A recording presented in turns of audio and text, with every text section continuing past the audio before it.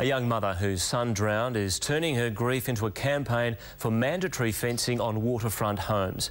Victoria Cusill says her one-year-old son, Cruz, would still be alive if the rental property they were visiting that day was made safer. At just 23 years old, Victoria Cusill is living through a tragedy no mother ever should. 5 weeks ago, her first and only child drowned. I remember the lady came in and she said to us, he's very, very sick. And I looked over to my mum and we knew. She'd found one-year-old Cruz floating face down in the canal at the back of her mother's rental home at Paradise Waters. After leaving him briefly to chase down the pet dog, Cruz had fallen down a 2.5 metre drop into the water. This all happened within 3 minutes of me putting Cruz down, going out the front, coming back in and finding him was all in 3 minutes.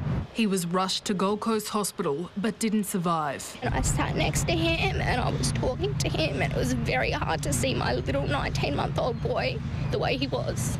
The family is now fighting for mandatory fencing at homes with a steep drop like this. Last December, the state government introduced tough new pool safety laws, but there's no legislation to protect children from other swimming areas like lakes and canals near homes. Unfortunately, with the number of canals and rivers and waterways that we have here on the Gold Coast, it would be virtually impossible. It might be hard to implement, but this young mum is more than determined to make it happen. He was lovely. Beautiful person, beautiful little boy.